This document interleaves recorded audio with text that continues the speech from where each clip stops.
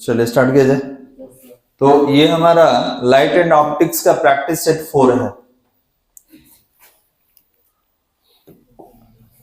Question क्या कर रहा है बालक? क्वेश्चन कर रहा है कि a convex lens is in contact with a concave lens of the same value of focal length F, the focal length of the combination is, क्या हो सकता है? मतलब एक कॉन्केव है, एक कॉन्वेक्स है, दोनों को कंबाइंड फॉर्म में लिया गया है, तो क्या हो सकता है? तो आप बोलेंगे सर अभी तो आप एक फॉर्मूला बताए थे, और एक चीज ध्यान देंगे, दोनों का फोकल लेंथ क्या कर रहा है कि एफ ही है, तो निकाल ले रहे हैं। तो एफ इक्विवेलेंट कितना होता है? F1 into F2, F1 into F2, तो ये तो माइनस हो जाएगा, और एक होता है F1 प्लस F2, तो F माइनस F। तो बताइए माइनस एफ स्क्वायर अपॉन 0, तो इंफिनिटी ना हो जाएगा जी। ठीक है, तो ये हो जाएगा आपका third number.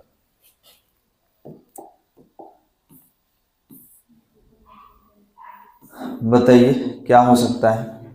The focal length of a lens does not depends upon, किस पे डिपेंड नहीं करता है? बताइए। तो देखिए बता दे रहे हैं, एक फॉर्मूला आपको बताया था lens maker formula, mu minus one upon R1 minus 1 upon R2। आप खुद बताइए, रिफ्रैक्टिव इंडेक्स पर डिपेंड कर ही रहा है, डिस्टेंस ऑफ ऑब्जेक्ट कहीं दिख रहा है नहीं, तो आंसर मिल गया आपको। करेंगे डज नॉट डिपेंड्स अपॉन, किस पे डिपेंड नहीं करता है? तो डिस्टेंस ऑफ ऑब्जेक्ट। क्लियर है? रेडियस कर रहा है, देखिए ना रेडियस तो ये है यहाँ पे, उस पर तो डिपेंड करेगा ही करेगा।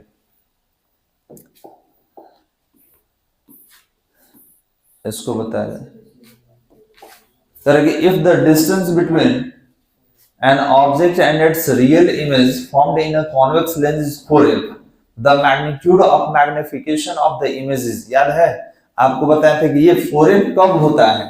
तो 4f तभी होगा जब सेंटर ऑफ कर्वेचर पे ऑब्जेक्ट को रखिएगा, तो सेंटर ऑफ कर्वेचर पे ही इमेज बनता है। तो आपसे मैग्निफिकेशन पूछ रहा है, तो आपको मालूम है कि यहाँ पे सेम साइज का बनता है, तो मैग्निफिकेशन क्या होगा? इक्वल टू 1, क्योंकि यहाँ ऑब्जेक्ट का हाइट और इमेज का हाइट क्या होता है? सेम होता है। किस केस में? 4f। 4f क्यों हो गया? क्योंकि यहां से यहां तक का डिस्टेंस 2f होता है, और इमेज वाला डिस्टेंस भी क्या होता है? 2f। तो 4f वाले केस में इमेज और ऑब्जेक्ट का हाइट क्या होगा? सेम, तो magnification will be 1, equal to 1। चलिए नेक्स्ट बता जाए। The radius of curvature of a spherical mirror is 40 centimeter. Its focal length will be, to just half. Next, the power of a convex lens is the power of convex lens when immersed in water. ठीक है, आपसे power पूछ रहा है कि क्या होगा जब इसको वाटर में हम डिप करेंगे, इमर्स करेंगे। तो ध्यान देंगे, आपका लेंस का रिफ्रैक्टिव इंडेक्स 1.5, और आप ऐसे लिक्विड में वाटर में डाल रहे हैं, ऐसे फ्लूइड का नाम वाटर है, इसका रिफ्रैक्टिव इंडेक्स दिया हुआ है 1.33। तो आपको बताए थे यह डोमिनेंट नेचर का लेंस है, ठीक है, क्योंकि इसका रिफ्रैक्टिव इंडेक्स ज्यादा है, तो ये अपना नेचर नहीं बदलेगा, ये अपना नेचर सेम रखेगा। कोई दिक्कत वाला? ठीक है, तो याद रखेंगे इसका पावर जो है, ठीक है, हाँ पावर पूछ रहा है ना, नेचर नहीं पूछ रहा है बालक, पावर पूछ रहा है। तो याद रखेंगे कि कभी भी किसी लेंस को अगर लिक्विड में डाला जाए तो उसका फोकल लेंथ क्या हो जाता है? 4 टाइम्स इंक्रीज कर जाता है, और पावर 4 टाइम्स डिक्रीज कर जाता है। ठीक है, अच्छा ये कब यूज करेंगे? नेचर जब पूछा जाए कि बताइए अगर हम कॉन्वेक्स डालेंगे तो लिक्विड के अंदर जाके क्या होगा? कॉन्केव हो जाएगा, या प्लेन मिरर बन जाएगा, क्या हो जाएगा? तब उसका रिफ्रैक्टिव इंडेक्स देखते हैं। तो अब इसी केस के लिए बताइए कि अगर आप कॉन्वेक्स को डाले हैं, कॉन्वेक्स को, और इसका रिफ्रैक्टिव इंडेक्स ज्यादा है, वाटर का कम, तो क्या ये नेचर चेंज करेगा? नहीं। ठीक है, लेकिन जैसे ही लिक्विड के अंदर जाएगा तो याद रखेंगे, अगर वाटर में किसी लेंस को आप डाल रहे हैं तो उसका फोकल लेंथ, याद रखेंगे उसका फोकल लेंथ क्या होता है? 4 टाइम्स इंक्रीज कर जाता है, और पावर 4 टाइम्स डिक्रीज कर जाएगा। तो कौन सा होगा? डिक्रीज। कोई दिक्कत वाले?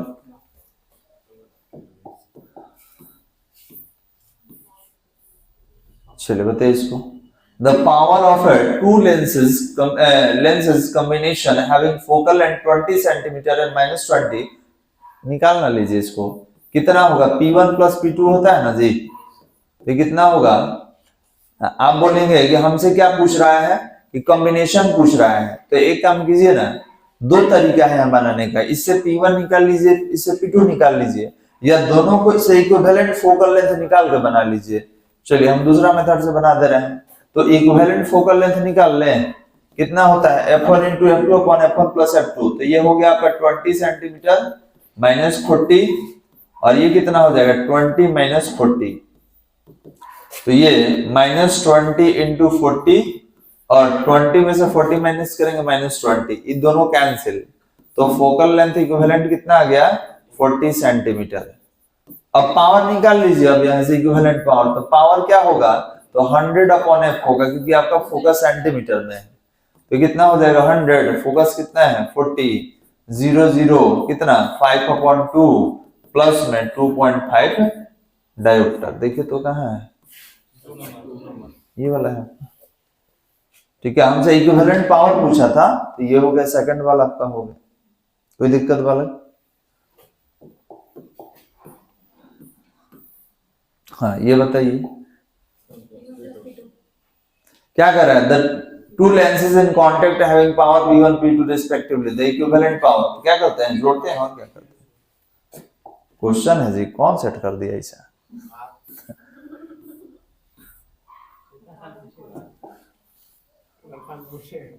द पावर ऑफ कौन, अब यही तो है, मिरर फॉर्मूला नहीं बता पा रहे हैं, the power of convex lens of focal length 10 centimetre, तो 100 अपॉन 10 10 हो जाएगा, क्या पूछ रहा है, पावर पूछ रहा है, तो 100 अपॉन f, क्योंकि देखिए यहाँ पे सेंटीमीटर में दिया हुआ है, तो 100 अपॉन वाला ही लेंगे, तो ये 100 हो गया, ये 10 हो गया, तो बताइए पावर कितना हुआ, प्लस 10 क्या डायोप्टर, कौन सा है सेकंड वाला। अच्छा कैलकुलेशन वाला अलग वीडियो रखे हैं, ये तो आपका बहुत मतलब सिंपल हो गया, थोड़ा सा अलग टाइप का जिसमें न्यूमेरिकल से ज्यादा है वो अलग वीडियो है।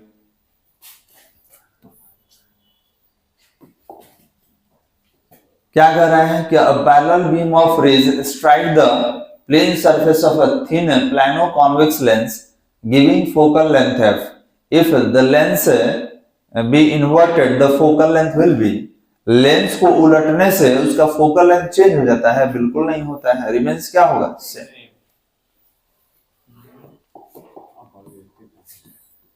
ये बताइए, there are two thin lenses of focal length f1 f2 are separated by x, the equivalent focal length, ये सही है वाला, ये बेहतर है। तो याद कीजिए कॉम्बिनेशन में दो तरह का कॉम्बिनेशन बताया गया था, जब कांटेक्ट में रहे और जब कुछ दूर पर रहे तो उसके लिए इक्विवेलेंट। तो आपको बताया था हमने कि जब कुछ दूर पर दो लेंस एक दूसरे से x डिस्टेंस पर हैं तो इनका इक्विवेलेंट निकालने का फॉर्मूला हमने बताया था कि 1 upon f equivalent equal to 1 upon f1 plus 1 upon f2 minus हम d लिए थे, यहाँ x है तो x upon f1 into f2। अब इसको जब सॉल्व कीजिएगा तो ऑप्शन कौन मिल जाएगा, 3। एलसीएम लेके सॉल्व कीजिएगा ना इसको, तो ये क्या हो जाएगा, इसका एलसीएम हो जाएगा f1 इंटू f2, और ये हो जाएगा f1 f2, यहाँ पे हो जाएगा कितना f2 f1 माइनस x। जब इसको पलटेंगे तो ये भी रिवर्स हो जाएगा, मल्टीप्लाई वाला ऊपर चल जाएगा, ऊपर वाला नीचे। तो ऑप्शन नंबर कौन होगा, 3। कौन सा फॉर्मूला, तो ये देख लीजिए ये फॉर्मूला, इसी पे एलसीएम लेके सॉल्व करेंगे वो आएगा। अब आप खोजेंगे, सब तो बताए थे, ही दिया हुआ है ही, ठीक है। तो आप देखिए इसको क्या कर सिंप्लीफाई कर दिया गया है,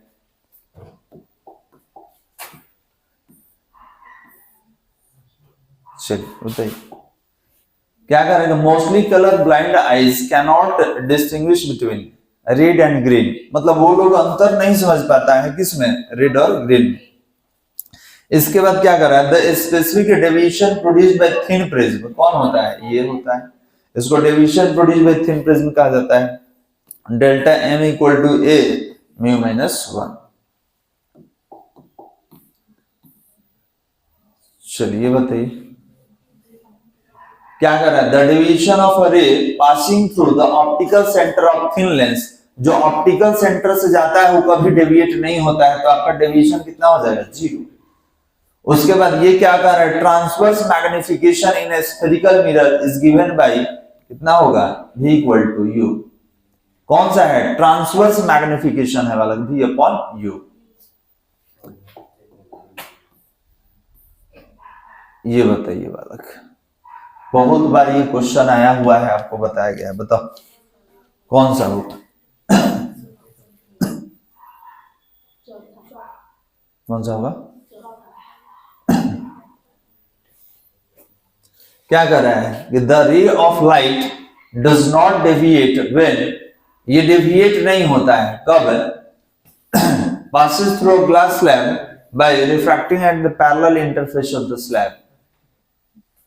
ये होगा कि नहीं जी, कर reflect from a plane mirror normally, मान लीजिए प्लेन मिरर है और ऊपर से आया तो ऐसे टकरा के चला जाएगा ना, समझ में आ रहा है, ये क्या कर रहा है, the ray of light does not deviate, ये डेविएट नहीं होता है, तो डेविएट कब नहीं होगा, जब प्लेन मिरर पर नॉर्मली इंसिडेंट होगा लाइट रे, तो ये टकराएगा और वापस अपने पाथ को रिट्रेस कर लेता है।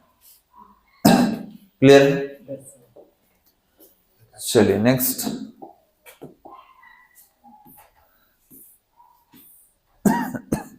बताइए, the refractive index of water and glass दिया हुआ है, the relative refractive index of water with respect to glass will be, बता सकते हैं,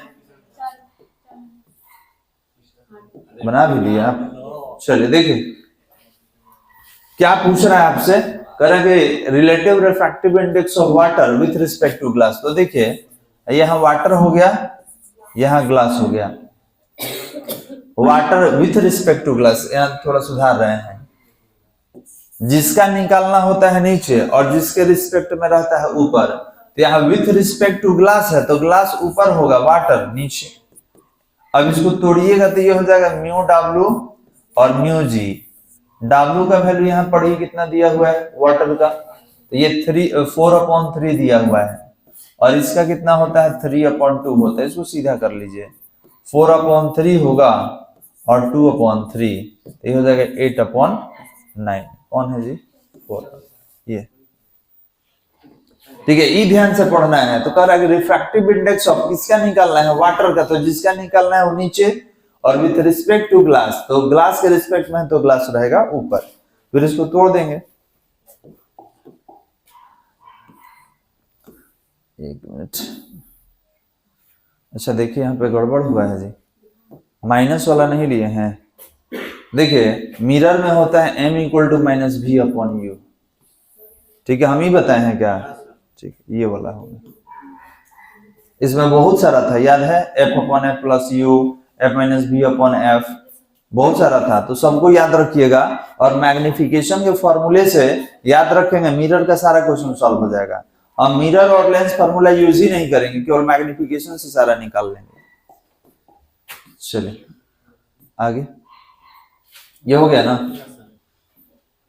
इसको बता दो वाला, करेंगे if convex lens of focal length f in air it emerge in water, it's focal length becomes, अभी तो बताए हैं कि अब कोई कॉन्वेक्स लेंस है एयर में, उसका फोकल लेंथ f है, आप वाटर में डाल रहे हैं, कहां डाल रहे हैं, वाटर में, तो इसका फोकल लेंथ 4 टाइम्स इंक्रीज कर जाता है और पावर 4 टाइम्स डिक्रीज, तब 4 टाइम्स तो कहीं नहीं दिख रहा है, तो क्या लिखेंगे, मोर देन f, समझ आ रहा है, ठीक है, मोर देन f, क्योंकि 4 टाइम्स तो कहीं है नहीं, तो ये ऑप्शन हो जाएगा।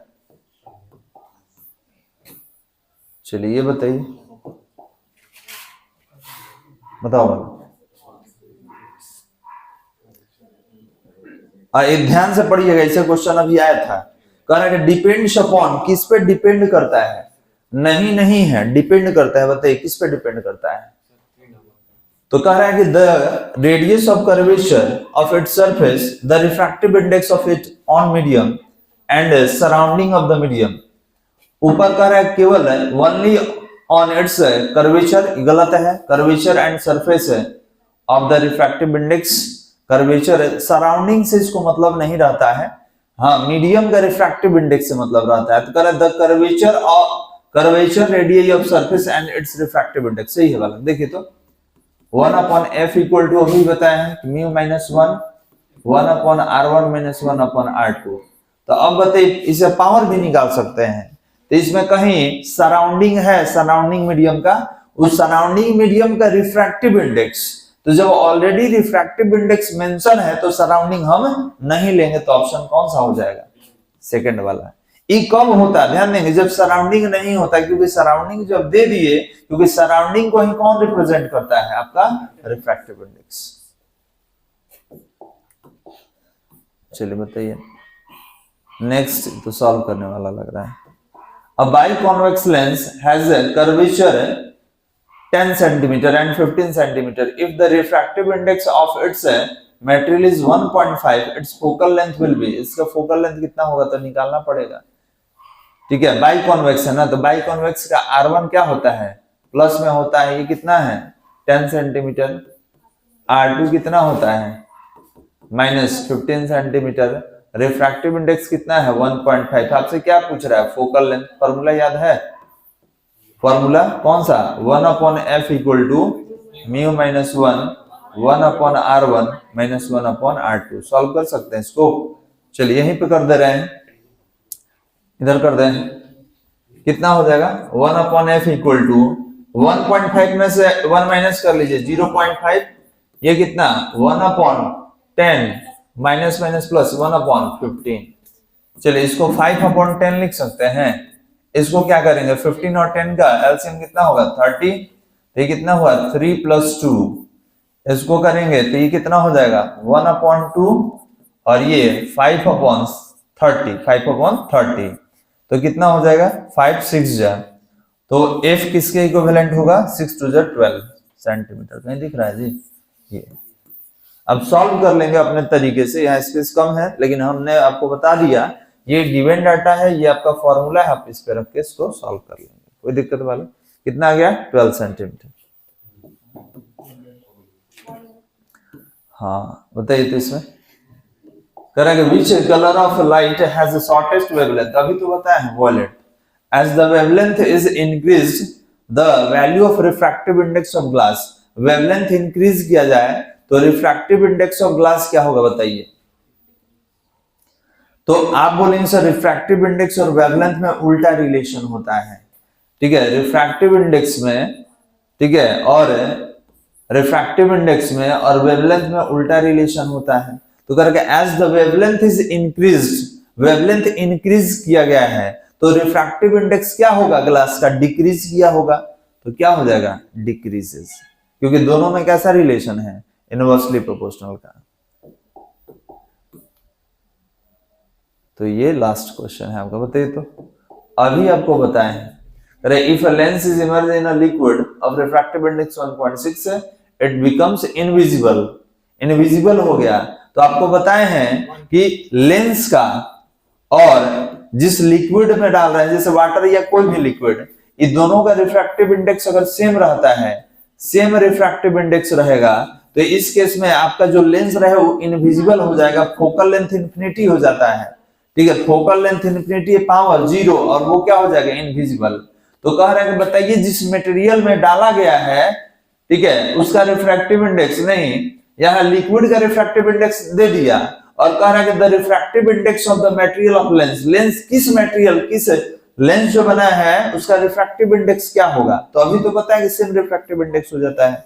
तो याद रखेंगे कि जब मीडियम का, लेंस का रिफ्रैक्टिव इंडेक्स और जिस लिक्विड में आप डाल रहे हैं दोनों का रिफ्रैक्टिव इंडेक्स सेम हो, तो उस केस में फोकल लेंथ क्या हो जाएगा? इनफिनिटी, पावर क्या हो जाता है? 0, और लेंस क्या हो जाएगा?